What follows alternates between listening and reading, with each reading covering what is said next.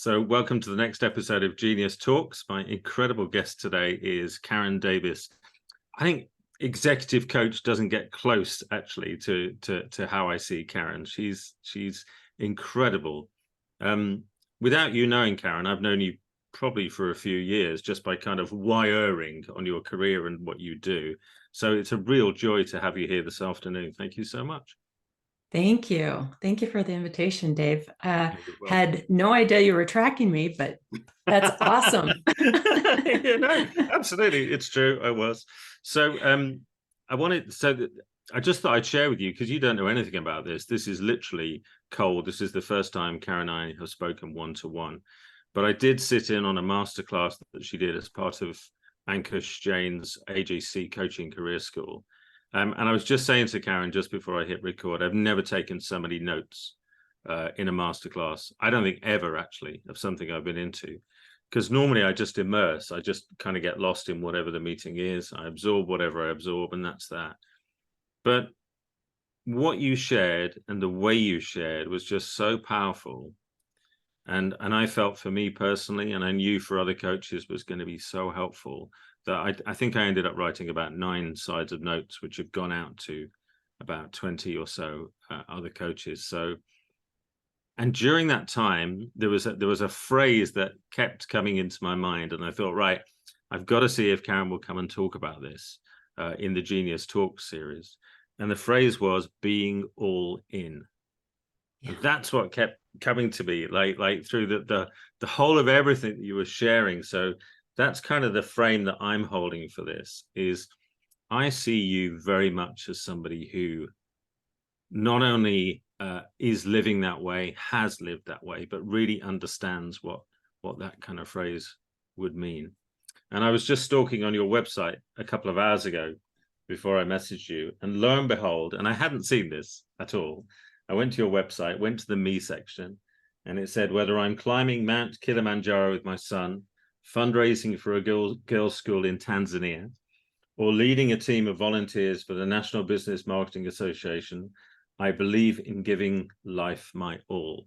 And I thought, there we go. That's, wherever we start today, that's going to be the launch pad. So thank you. I just got chills. Thank you. Thank you so much. Yeah, no, brilliant. Yeah. So the thing I really got from that interview, and maybe you can talk a little bit about it, was how you'd always been all in and how you always followed your wisdom.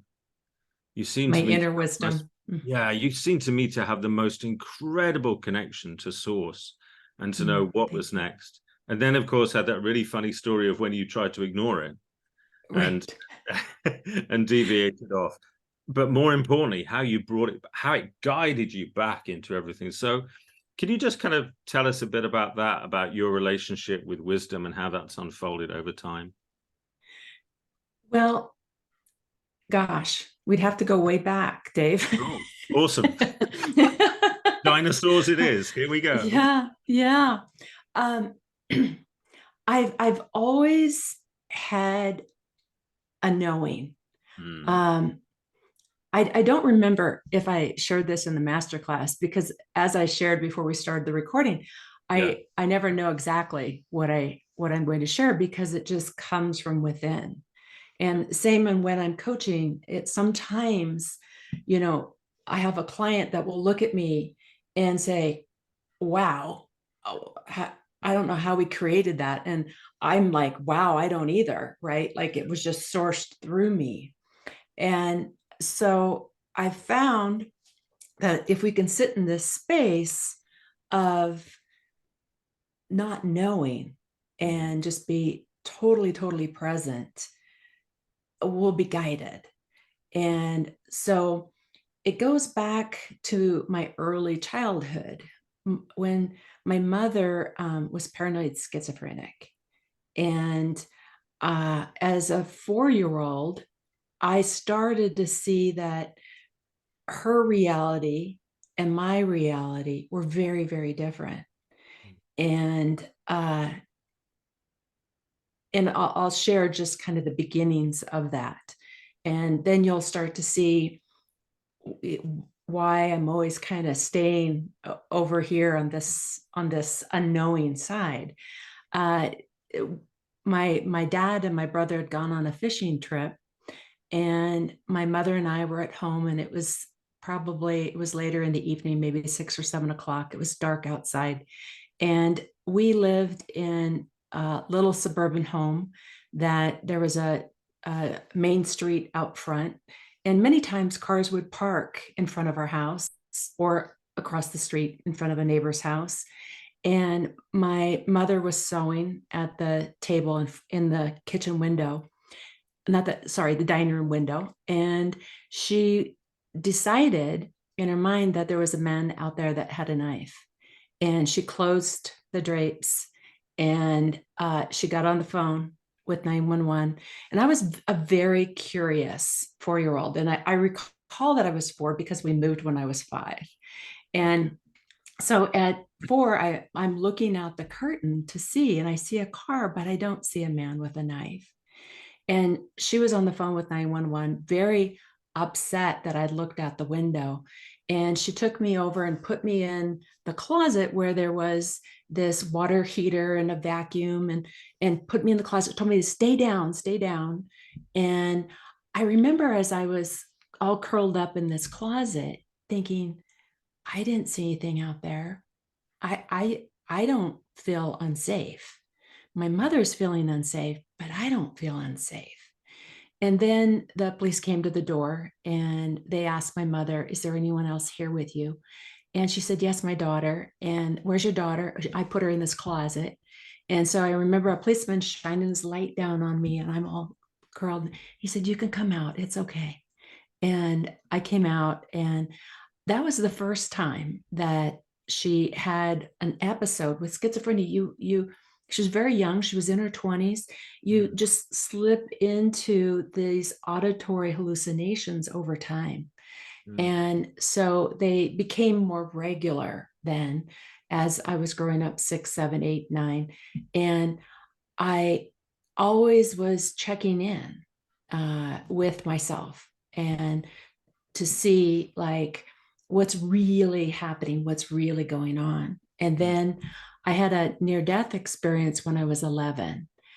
And that was really transformative for me, to be able to see that on the other side, when we transition, that it's all knowing. There is no language. It's just this pure essence of love, and you're connected with other souls, and it's just knowing.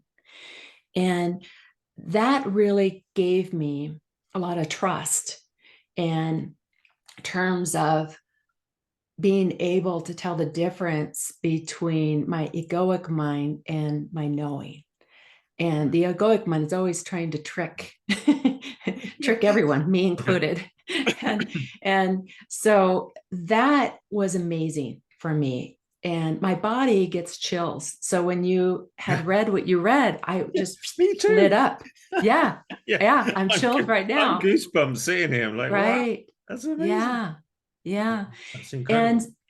And so, and when I went into the workplace, I was known, go ask Karen, she'll know. Is there an acquisition happening? Is there this? Is there that? Are we going to land this deal? Are we going to? And I had an employee walk into my office, and I looked and I said, oh, you're expecting. And she said, how on earth did you know? I just found out. I just was at the doctor. I just found out. I'm like, I don't know. It just dropped in. And so things drop in a lot. And as you build that muscle, everyone has this ability. But it's like weight training, as you build that muscle, it becomes more powerful. It becomes stronger, and you start to understand signals, things drop in. And so, one of the things that I had to learn early on in coaching was to not get ahead of where my clients are. I have to meet my clients where they're at, because I'd start seeing things and hearing, I'd just be out, and they're like, ah! What is she doing? So, so it was taming. It was really learning kind of to tame it and to be with my clients. And I was just coaching.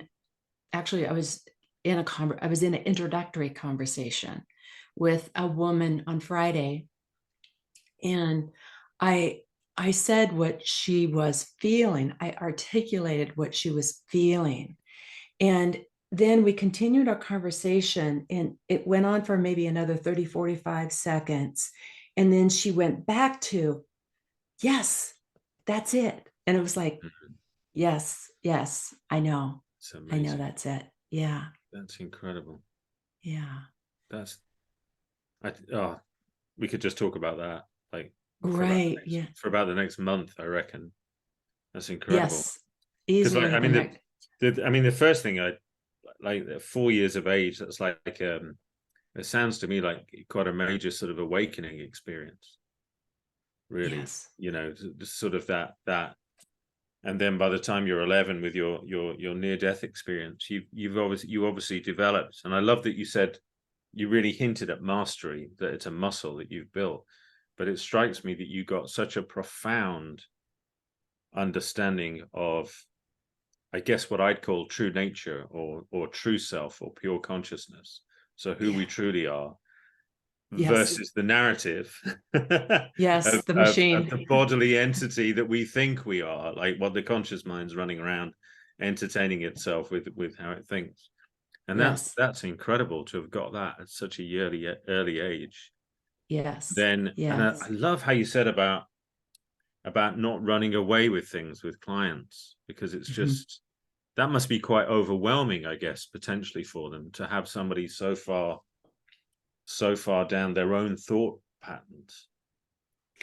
Yes. That, Things that they haven't articulated yet, or even fully seen and crystallized in their own mind yet. It's like having somebody kind of literally sitting in your brain telling you what seems to be unfolding. I mean, that's, and yeah. I love when If, you said that you kind of learned to stay with your clients, and it dawned on me that I guess also learning to stay with yourself in a way, mhm. like not heading off, because when you can see that clearly, which you clearly can, Yeah. Yeah. that's a heck of a gift, isn't it? Well, we all have it. Yeah, yeah, We, yeah, yeah, we, yeah, yeah. yeah, Yeah. yeah, We all yeah, have this beautiful gift, and yeah, some of us are more aware of it than yeah, others. yeah. Uh, when I worked with Steve Hardison, so I worked with Steve Hardison between 2021 and 2022, Uh-huh. and I would always arrive about an hour early.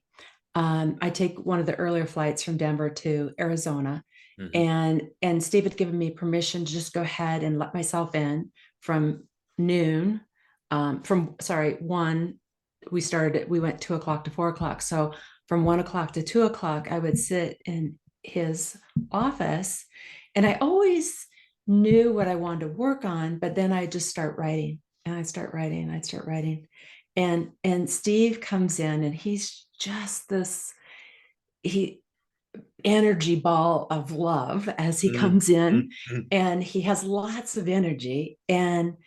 Uh and we'd get started, and we'd start talking, and then he would turn to me maybe like 30, 45 minutes in and say, okay, Karen, what's on your agenda? I'm like, we've already covered it. We've been talking about it. Yeah. I mean, I can't tell you how many times. Yeah, yeah, And it was just this, you know, knowing going yeah, on. yeah, Uh, there were so many times that I would just look down and laugh, like, we've yeah, already been talking. I had never brought it in. He'd come in, and we'd just go. yeah. And So so that was, it's already there, isn't it? It's like it's already yeah, being communicated. it's It's already already, being worked on. You yes, know, it's just that, as you say, that's not the muscle that's necessarily developed for everyone, but it's there for everyone. And I love that yes, you highlighted that. I love that, because I just had a sense, just when you said that, something twigged in my mind, and went, oh, somebody will have just woken up. Like yes, somebody who watches this replay, they'll be like, oh yeah, no, I've got that. Oh man, I can right. see all these times. And I love how these incredibly special things become really ordinary, and that's And so powerful. yes, and Everybody has then it. trusting. And Yeah, really that's the key, is to trust, to be able to go, now, was that my egoic mind, or did I feel that? Did that yeah, drop? Did it feel like it dropped in like this? yeah, And if it felt like that, that's it. yeah. If it's this, yeah, no. So that's really the trick, is distinguishing between this and your body getting lit up, you seeing out into the future, you Mm, hearing, you know, I was in the ocean. So I just got back from Hawaii with my mm. kids, Yeah, I saw some of the and pictures. Beautiful. yeah, it was Yeah, amazing. yeah. And I was standing in the ocean with my daughter, and I could just feel like this feeling. And so it's also a feeling, right? So Mm, it's auditory, it's visual, it's a feeling, it's body somatically. And then I could just feel this feeling of, I am so on the path. I'm on the path that I was meant to be, because going back to that near death experience, I did not want to come back. mm, And I was shown, which was convincing, because I was I don't want to go back. I want this. And I was shown what I was going to come back to, but have never been able to remember what that is. And that's part of the reason that I wanted to work with Steve Hardison. And and even though Steve Hardison and I didn't see exactly, I, what, uh, when I was standing in the ocean, I had a feeling. I could feel like, okay, yeah, we're here. yeah, this This is is what. happening. Yeah, yeah, Yeah, yeah, this yeah, is yeah, what, this is yeah, happening. yeah. Oh, amazing. Yes. Yeah, Gosh, that's so powerful, isn't it? it is. It is. And so, if I go back, when I go back, I'm very, very specific to a client that I was doing one of my very first accelerators Mm, with. So this is what I'll talk about, because I know a lot of coaches are going to listen to this, and mm. it's very important Brilliant. to understand how you can get ahead of where your clients are. Yeah. And so I'm standing in my studio, and at that time my studio was much smaller, and he was bringing in something from his childhood, and suddenly I started seeing it, and then I started verbalizing what I was seeing, and then I was, and I just started, and I could just see him like, what is going on here? Because it was so accurate. Yeah, yeah. And and uh and so I slowed down and I stopped, and then we kind of picked up from there. He took it in stride, but sometimes it's just, it's far better to meet your client where they're at, because you could keep them in that, and Mm, you don't want that. And so just very lightly using that intuition and source in mm, your coaching, because it's really about the client, their agenda, and evoking their own inner wisdom, mm. as opposed to you as the coach becoming a crutch for them. Yeah, that's so powerful, isn't it? I was just thinking actually of an occasion recently where I noticed, oh, I'm ahead here. Yes. I need to wind back now. Like this isn't my session. Yeah, Yes. it's just, That it's like opening somebody else's Christmas presents, isn't it? And going, look what you got. right. And it's That's tempting, it. but it's like it's their gift. So I love that you said that. I know if all the coaches who watch that get that, take that piece that you've just said and really ponder that and really explore it, like from today, from the time they watch this, tomorrow, etc., with every client, and keep that pacing and stay with people and let them have the Yeah, joy of that unfolding. I mean, that's huge, isn't it?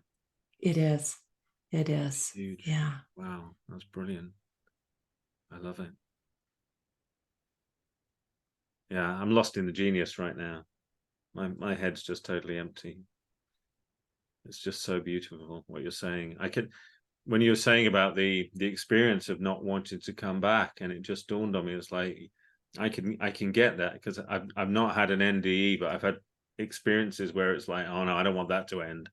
Like, that's the coolest thing ever. And then it suddenly dawned on me that essentially we're evoking that, we're creating that now. This is so beautiful, it's so pure, there's such stillness here. And your ability, you know, to have mastered everyone's ability to kind of see across time and beneath what's happening and above what's happening, and literally move between them in flow and maintain the pace of what's really going on for people. That's beautiful. Yeah. So cool. I love it. Yeah, you've got it. Yeah, it's amazing. I can see that. That's amazing. The book that's behind you, I feel like I should talk about a thing, so I'm going to go back to a thing for the moment. Let's go back to a thing. Let's go back to a thing. Because I like when I came across or we this could sit book, here in silence. yeah, no, all good. Yeah. I think that's kind of going on anyway, right? So when I came across that book, that I just, again, is one of the reasons I was so excited to get you in this sequence of talks. Like the last 20 minutes alone is gonna, like, people are gonna love that. But that book, when I came across it, I just thought, man, that is genius that you and Alex, you know, co-authored. Because so often we think about it from the coach's point of view, but what about, you know, and I actually picked it up first for myself as I just hired a new coach. And I'd never thought, I don't know, how good a client am I then? So can you tell us a bit about how that came about for you guys, the book? Yeah. So Alex, my life partner, he had spent almost 14 years in a Zen Buddhist monastery. And we met in Steve Chandler's Advanced Client Systems, ACS. And as you know, I went through all 9 of Steve Chandler's courses, and Alex sat down next to me in the second course. And sorry, I love how, just time. for the people listening, I love how you kind of said that as like an aside comment. But for people listening, Steve Chandler's course ran 9 times, is that right? Yes. And you were every single one of them. From January of 2014. Yes, all the way through to 2020. So when I said my frame of reference, this talk was being all in, there you go. Yeah. Anyway, I was all in. That's all in. Yeah, I love it. Yeah. Sorry, carry on. And no, it was great. And so Alex and I, I'll fast forward, I won't get into all how we got together and such, but we love to walk in the mornings, and we were out walking with our dog. And Alex said to me, as on one of our walks, he said, you know, I would just love to have a resource for my clients like we had at the monastery, where they really understood what they were getting into in terms of, you know, the retreatants that would come to the monastery, and they had very specific guidelines, and they would really help you integrate, you know, where you could wear your shoes, where you couldn't, how to meditate, everything. And so Alex says this, and we're walking along, and I just stopped in my tracks and I said, oh, you need to write that book. There's nothing out there like it. I've looked for it. There's nothing. There's a few blogs, but nothing. And he's like, well, you should write that book because you've worked with so many different coaches over so many different years, you know, all these years, that you have some great systems to share. And I was like, no, I really think you should write that book, because I'd co-authored a couple of books, and he had written books, you know, his own books. And so we were kind of like this for a little while. You should write it. But it kept with me. I was just like, okay, seriously, we have to write this book. And so it was the very last live ACS. I had mentioned to Steve, I was coaching with Steve Chandler, and I said to Steve, Steve, I'd love to share our idea with the coaches and get what they think, get an idea. Would they buy this book for their clients? Would they, do they think their clients would benefit from something like this? And so Steve said, absolutely, I'll give you 30 minutes after lunch, go up. And so Alex and I went up and we started describing the book, we'd kind of outlined some chapters and such. And I mean, they basically were like giving us a standing ovation, like, do it. There's nothing out there. Go do this. And so then, as you know, COVID hit, and Alex and I just went to work and created the book. And I mean, I'm going to say something very bold, and that is that no coaching client should ever walk into a session without having read this book, because it's really going to help them understand what their role is in the coaching engagement. And it's so important. Every chapter is jam-packed full of systems and processes and ideas to help our clients become more powerful creators for themselves. And when that happens, they get more impact and they create more return on investment from the coaching. That's just brilliant, isn't it? Yeah.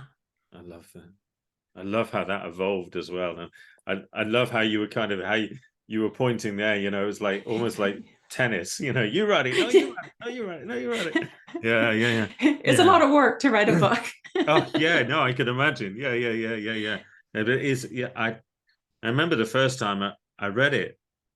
It was sometimes when you read a book, I'm into the way of mastery at the moment. I could only read about 2 pages at a time because it's so direct. It's like, whoa. And your guys' book wasn't dissimilar, actually, in a slightly different way, but it was like, wow, there's so much in this. Yeah. I need to stop, and I need to go back, and I need to reflect, and I need to think, and there's things to incorporate. So that's just amazing. Oh, brilliant. Yeah. Oh, yeah. So good. So good. Yeah. A lot of my executives and entrepreneurs, they're very busy people. Yeah. And so I had a parameter that I put around the book. It won't be more than 150 pages. It's 146 because I knew it had to be jam-packed for them to read it. Yeah. And I just really felt passionate about every paragraph. I can't even tell you how many times I went through that book, and how many other resources that we partnered with to help us with the book to make sure that it was what it is today. Yeah, that's amazing. I think that's so interesting, because that's having listened to you on the masterclass, being with you today, that's very much the sense of you that I get, is that you're jam-packed. So I think when I wrote to you this afternoon, I said normally I keep these interviews to about half an hour for exactly the same reason, because I know people's attention, they're busy, they've got stuff. But I just knew, even from the moment this afternoon where I just sent you the link and you were messaging me at the exact same time. In my mind, I'd sent you the link before your holiday, and it occurred to me today, you should just check that you've sent Karen a link for the meeting. Then I saw that I hadn't, so I'm sitting writing it, and you're writing to me. Then I had the serendipity over the title of the talk and seeing your website. So all of it makes perfect sense. Yeah. I love it. I'm going to give you, if it's okay, one question I asked, because I posted on Facebook that we were going to do this. And so somebody did kindly ask a question. And this is from Nicole Freeman, actually. And Nicole says, what's the most impactful thing you've learned from your clients? I like that question. That's a great question. It is, isn't it? I really like that one. She gave 3, but that's the one that really leaped out at me. I would have to say, I'm always learning from my clients over the years, always learning. However, there's one client in particular that I learned a lot from within the last couple of years. And he was an entrepreneur, and he started his business in his early 20s when he was referred to me. When I met him, he's in his late 50s now. And he called my office line back when I used to have, before COVID, I used to have an office line. And called my office line, and and we started talking, and he was in the process of selling his business. And I could tell that it wasn't aligning with who he was, yet he needed to see that it wasn't aligning for him. And so we worked on that, and he decided not to sell his business. He was going to sell it for 6.3 million. He decided not to sell the business. We worked together for a couple of years, and I was going through the document process. So with Steve Hardison, and then I thought, well, I'm going to bring this to this entrepreneur, because he was really had a bias for action. And so he came out for an accelerator. We went, which are my 2-day deep dives, and we did the first creation of his document. And he started using it, and he'd come into coaching sessions and he'd speak a line from his document.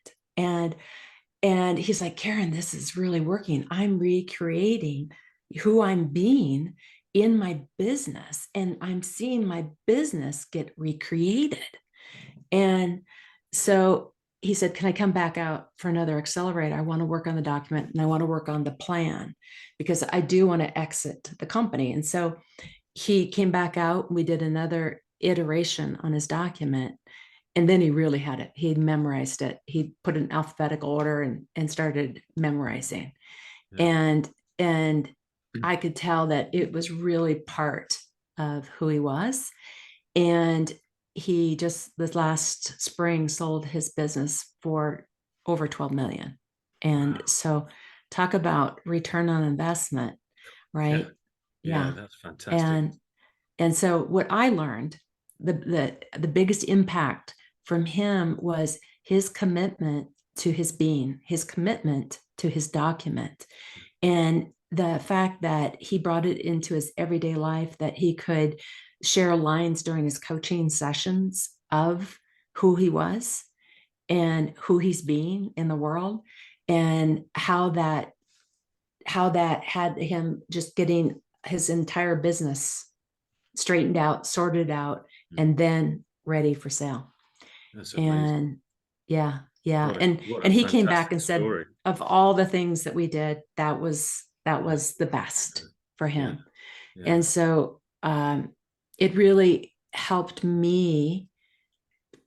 I saw the power in the document, but to see it in action is amazing. And you see it out there in the world, but when you see it with your clients, out there in the world of the Ultimate Coach group, you see it happening. But then when you see it with your clients, it's just incredible. I love that. And I mean, what the distinction I really took there was when you said, because you said he had a bias for action, and then you said you really saw it in action. And so the difference I really felt was the difference between statically reading the document, like, yay, I've created it, and actually living it, and living it in context. Yes. Which became a transformational vehicle as he transformed.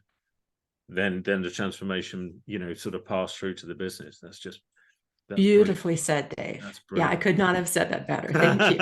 Oh, you're that was beautifully said. Yeah, that is so. I'd never thought of it like that, actually, of really seeing it in action. That's amazing. Thank you. Yeah. Karen, this has been brilliant. I could sit here and talk to you comfortably for hours. Thank you so much for coming on today. I know people are going to get an absolute ton out of this. If people want to reach out to you, what's the best way of doing that? They can go to my website at karendaviscoaching.com, or they can email me at karen@karendaviscoaching.com. Pretty easy. Yeah. Lovely. Karen, thank you so much. Yeah, great. Thanks, Dave.